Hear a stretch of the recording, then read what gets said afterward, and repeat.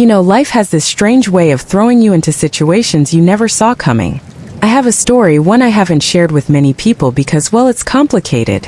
Have you ever felt like you're walking a fine line between right and wrong, not because you want to, but because life just puts you in that position? That's how I felt that day, like the universe had a twisted sense of humor and I was the punchline. It all started one random Saturday afternoon. I wasn't doing anything extraordinary, just some lazy weekend chores. The house was quiet, except for the sound of the dryer humming in the background. I was sorting through my closet, trying to figure out what to donate, when I stumbled upon this old mini skirt. Now don't get me wrong, I don't usually wear things like that anymore. I'd outgrown that phase, or so I thought. But as I held it, memories came flooding back. It was a relic from my younger days. Back when confidence came naturally and life was all about fun and freedom. On a whim, I decided to try it on. I slipped into it, not expecting much, but when I looked in the mirror, I couldn't help but laugh. It was tighter than I remembered, hugging me in all the wrong, and maybe right places. I was just messing around, seeing if it even fit, when I heard a knock on the door. Who could that be? I murmured to myself. My hair was a mess, I wasn't exactly dressed to impress, and I certainly wasn't expecting anyone. When I opened the door, there stood my nephew Jason. Now Jason wasn't a kid anymore. He had grown up. At 22, he was all broad shoulders and confidence, the kind of guy who could walk into a room and command attention. He was holding a bag of tools and had that casual smile he always wore. "Auntie, you called about the leaky faucet, remember?" "Oh, right, I had completely forgotten I'd asked him to come by to fix the sink in the guest bathroom." Feeling a little embarrassed about my outfit but not wanting to make a big deal out of it, I laughed it off. "Yeah, come on in, the bathroom's down the hall." Jason walked past me, and I couldn't help but notice him pause for a second, his eyes darting toward me before quickly looking away. Maybe it was my imagination, but there was something different in the air. Jason got to work on the sink while I went back to my closet, but the whole time I felt this strange tension. It wasn't bad, just unexpected. You know that feeling when someone's eyes linger a little too long, even if they're trying to be subtle? I brushed it off as me overthinking things. I mean, come on, he's my nephew. But then, as I walked past the bathroom to grab something from the kitchen, Jason suddenly called out, "Hey, Auntie." "Yeah, can you come here for a second? I think I need a hand." What happened next left me more confused than I'd ever been. When I stepped into the bathroom, Jason was crouched by the sink, his sleeves rolled up, revealing his strong, tanned arms. He was holding a wrench in one hand and motioning to the faucet with the other. "I think the pipe's stuck," he said, looking up at me. "Can you hold this while I try to loosen it?" I nodded, leaning in to grab the faucet. The bathroom was small, tiny actually, and before I knew it, we were practically shoulder to shoulder. I tried not to think about the proximity, but I could feel the warmth of his arm brushing against mine as he worked. I glanced at him, and that's when I noticed it. Jason wasn't just focused on the pipe. His eyes kept darting toward me, like he was trying to figure something out. It wasn't overt. Nothing anyone else might have noticed, but I did. "Everything okay?" I asked, breaking the silence. He looked at me, and for a split second there was this hesitation. Then he smiled, his usual easygoing grin. "Yeah, just trying to make sure I don't mess up your sink." I laughed nervously, trying to shake off the tension. "Well, you're the expert, right? No pressure." But as I said it, I couldn't ignore the way his eyes lingered just a second too long. After a few minutes, he finally loosened the pipe and stood up, brushing his hands on his jeans. "All done. Should be good as new." "Thanks," I said, trying to sound casual. "You're a lifesaver." He leaned against the counter, looking at me with an expression I couldn't quite place. "You know, Auntie, I don't think I've ever seen you wear something like that before." I froze for a moment, feeling my cheeks flush. "This?" I laughed awkwardly, tugging at the hem of the mini skirt. "It's just something I found in the back of my closet. I was going to donate it." Jason didn't say anything at first, just kept looking at me, his eyes flickering with something I couldn't read. Then he smiled, but this time it felt different, almost knowing. "Well, it looks good on you," he said, his voice softer than usual. I didn't know how to respond to that. "Thanks, I guess," I mumbled, suddenly feeling self-conscious. I quickly turned to leave the bathroom, hoping to put some distance between us. But as I stepped out, Jason followed, his footsteps close behind. "Auntie," he said, stopping me in the hallway. I turned to face him, my heart pounding. Yeah. He hesitated, like he was searching for the right words. You ever feel like something happens for a reason? What do you mean? I asked, genuinely confused. He opened his mouth to say something, then shook his head, laughing. Never mind, forget I said anything. But I couldn't forget the way he looked at me, the tone of his voice. That stayed with me long after he left that day. That night I was curled up on the couch, mindlessly flipping through channels, trying to shake off the awkwardness from earlier. I kept telling myself it was nothing, that I was overthinking the whole thing. After all, Jason was family. But just as I started to feel normal again, my phone buzzed on the coffee table. I leaned over to pick it up, and there it was, a message. From Jason. Hey Auntie, can I ask you something? I stared at the screen, debating whether to reply. Something about the timing felt strange. Why was he texting me now? After a moment I typed back, of course, what's on your mind? His response came almost immediately. I keep thinking about today, you look different. It surprised me. My stomach did a little flip. What was he trying to say? My fingers hovered over the keyboard as I thought about how to respond. Finally, I settled on something neutral. Well, I was just trying on old clothes, nothing serious. He read my message right away. I saw the little typing bubble pop up, but it took him a minute to reply. When his message finally came through, it caught me off guard. You looked really good, I mean it. I blinked at the screen, my heart racing. Was this just a harmless compliment, or was there something more to it? I didn't know how to feel, let alone how to respond. After what felt like forever, I typed back, thanks Jason, that's sweet of you to say. I hoped that would be the end of it, but deep down I knew it wouldn't be. He replied again. I don't know if I should say this, but I felt something today, did you? My breath caught in my throat. This was crossing into dangerous territory, and I didn't know how to handle it.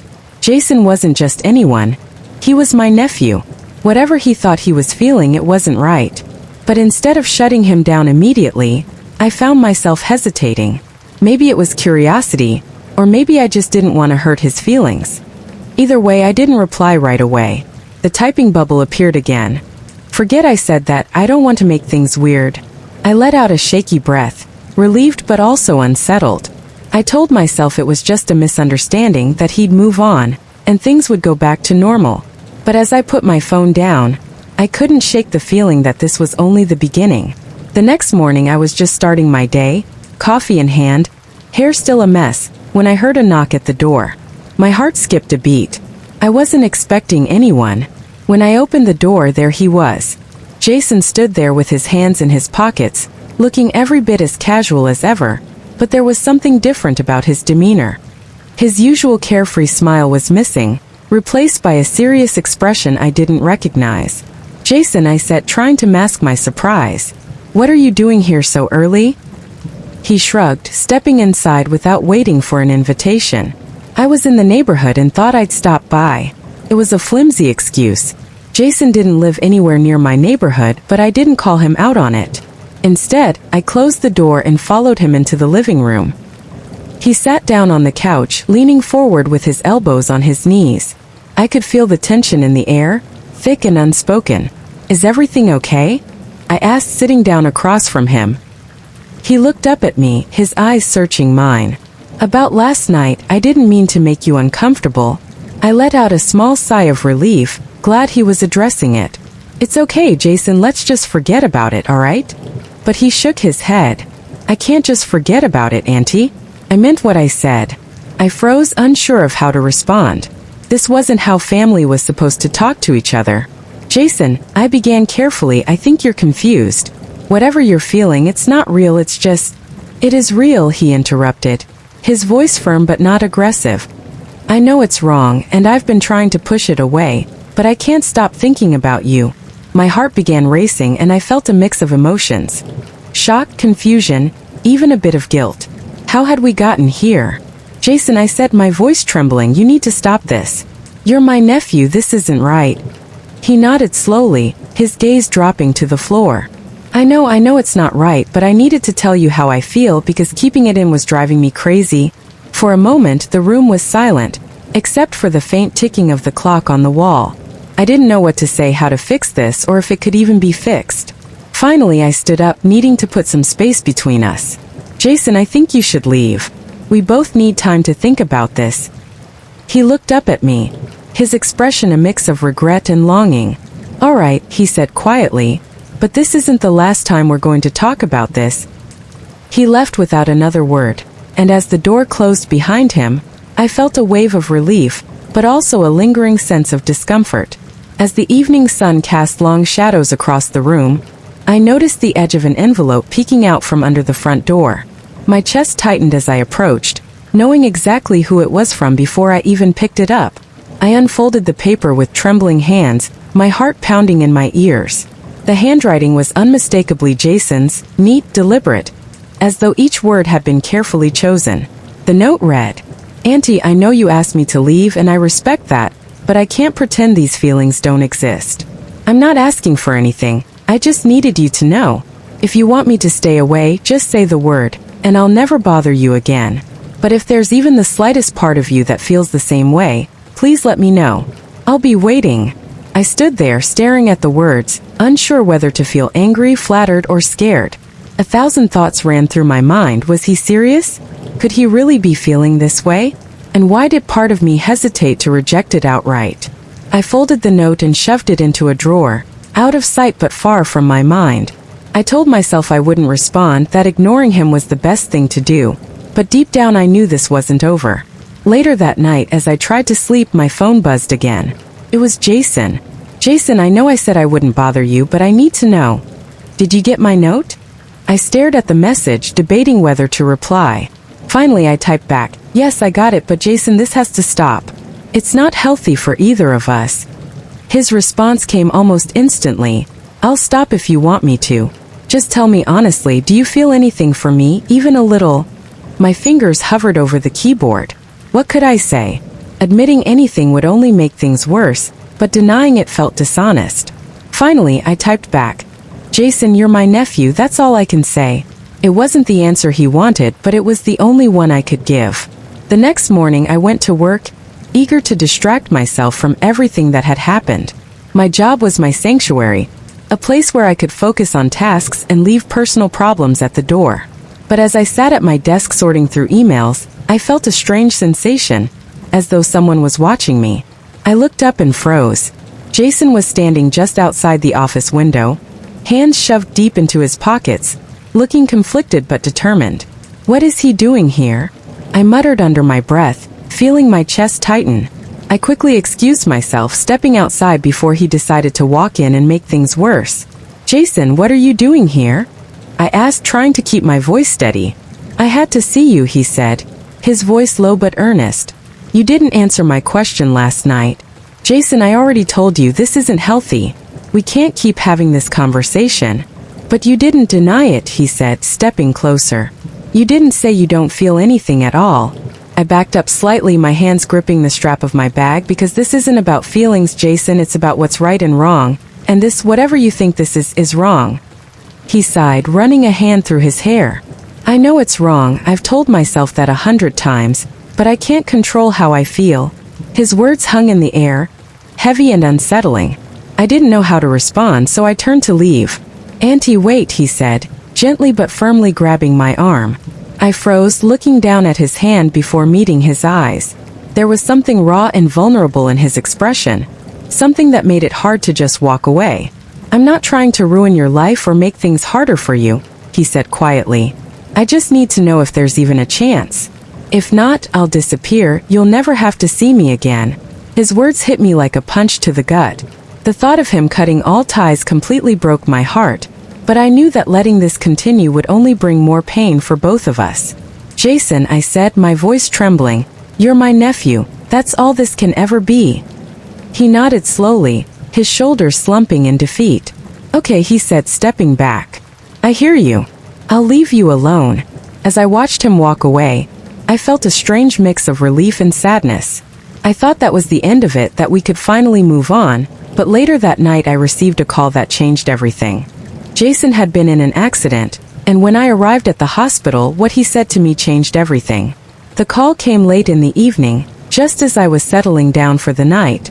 My phone buzzed insistently on the coffee table, and when I saw Jason's name flash on the screen, my stomach dropped. But it wasn't Jason on the other end. "This is Mercy General," a woman's voice said briskly. "Your nephew has been in an accident. He's asking for you." Panic surged through me.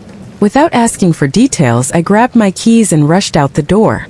When I arrived at the hospital, my heart was racing. I pushed through the swinging doors of the ER, scanning the room until I saw him. Jason was lying on a bed, a small cut on his forehead and his arm in a sling. He looked up as I approached, his face pale but his eyes still holding that familiar intensity. "What happened?" I asked, my voice sharp with worry. He smiled weakly. "It's nothing serious, just a fender bender." "Jason," I said, exasperated, "you had me worried sick." He chuckled softly, then winced, clutching his side. "I'm sorry, I just didn't know who else to call." I sighed and pulled up a chair beside his bed. "Well, I'm here now. Are you okay, really?" He nodded, his expression softening. "Yeah, but there's something I need to tell you." "Jason, now's not the time," I interrupted, but he did it again. "It is," he said firmly, despite the vulnerability in his eyes. "I didn't call you just because of the accident. I called you because I realized something." I frowned, unsure of where this was going. "What are you talking about?" He looked down at his hands, his fingers fidgeting with the edge of the hospital blanket. "When I thought I might not make it, all I could think about was you. How much I care about you, how much I've messed everything up, and how I don't want to lose you." "Jason," I began, but he held up a hand to stop me. "Just let me say this," he pleaded. "I know I've crossed lines and I hate myself for it, but this isn't just some passing thing for me. I care about you more than I've ever cared about anyone, and I know it's wrong, but I can't help it." His words hung in the air, heavy and raw. I didn't know what to say. Part of me wanted to comfort him, to tell him everything would be okay, but another part of me knew this wasn't something I could fix with a few kind words. Before I could respond, a nurse entered the room, breaking the tension. "Visiting hours are over," she said with a polite but firm smile. I stood up, feeling both relieved and overwhelmed. "Get some rest, Jason. We'll talk about this later." He nodded, his eyes never leaving mine as I walked out the door. As I drove home, I kept replaying his words in my mind. I thought I'd done the right thing by leaving, but when I got back, there was something waiting for me at the house that made me question everything. When I pulled into my driveway, the house felt eerily quiet. I stepped inside, kicking off my shoes, and noticed something on the kitchen table that hadn't been there before. A small package with my name written on it in Jason's handwriting. I hesitated before opening it, my hands trembling slightly. Inside was a letter and a small photo album. The letter began, "Auntie, I know you asked me to stop, but I need to explain everything, even if it's the last time we talk. Please read this and look through the album. After that, if you want me out of your life, I'll respect your decision." I unfolded the letter completely, my eyes scanning the words. "From the moment I moved back here, I felt something different around you. At first, I didn't understand it. I thought it was just admiration or respect, but over time it became clear it was more than that. I know how this must sound and I've tried to fight it, but I can't change how I feel. You've always been there for me, more than anyone else ever has. You've seen me at my worst and still cared. That's not something I take lightly." I paused, my heart pounding. The weight of his words was almost too much to bear, but I kept reading. "I put together this album to remind myself of everything I love about you. Not in a way that crosses lines, but as a way to process my feelings. You'll find photos of us from family gatherings, moments where you were laughing or just being yourself. I'm sharing this with you because I don't want to keep secrets anymore. I'll respect whatever decision you make, but I couldn't let this go unsaid." I set the letter down and opened the album. The photos were familiar: family barbecues, holiday dinners, random snapshots.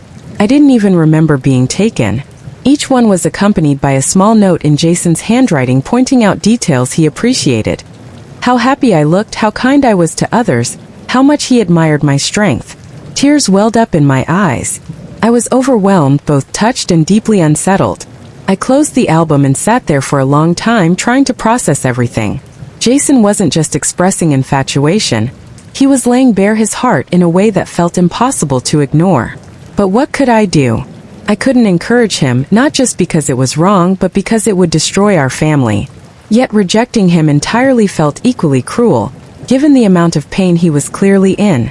Before I could decide what to do, my phone buzzed again. It was a message from Jason. "Did you get the package? I just need to know you've read it. If you want me to leave, say the word and I'll be gone tomorrow." I stared at Jason's message for what felt like an eternity, my heart battling my mind in a war I couldn't control. He had put the ball entirely in my court, leaving me to make a decision that could change both our lives and our family forever. I typed back, "Jason, come by tomorrow. We need to talk." The next morning he arrived promptly, looking both nervous and hopeful. I invited him in, and we sat across from each other in the living room. The air between us was heavy with unspoken words. "Jason," I began, my voice firm but gentle. I read the letter and looked at the album. "I can see how much thought and care you put into it, and I won't deny that it touched me, but we need to set some boundaries, both for your sake and mine." He nodded, but his expression was guarded. "I understand. I just needed you to know how I feel. That's all." "I know," I said, leaning forward. "And I need you to know that I love you too, but as family. That's where it begins and where it ends. The feelings you have for me come from a place of admiration and gratitude, and that's okay, but we can't confuse those feelings for something else. It would only hurt us both in the long run." He looked down at his hands, his face a mix of relief and sorrow. "I get it," he said quietly. "I don't want to lose you, Auntie. I'll work on letting this go." I reached out and took his hand, squeezing it gently. "You're not going to lose me, Jason. But you need to take some time to figure out what's really going on in your heart. Maybe talk to someone who can help you sort through these feelings." He nodded again, and for the first time in days, I saw a flicker of peace in his eyes. We stayed there a little while longer, talking about lighter things, his plans for the future, how he wanted to focus on his career and hobbies. By the time he left, I felt like a weight had been lifted, even if things weren't completely back to normal. Jason kept his word. He gave us both some space, focusing on himself and seeking help to work through his emotions. Over time, our relationship returned to something closer to what it had been before. Supportive, familial, and free of confusion. It wasn't easy, but we both grew from the experience. I learned the importance of setting boundaries and addressing issues head-on, while Jason found clarity and a sense of self that didn't rely on anyone else. Looking back, I'm grateful we were able to navigate such a difficult situation without losing the bond that mattered to most families.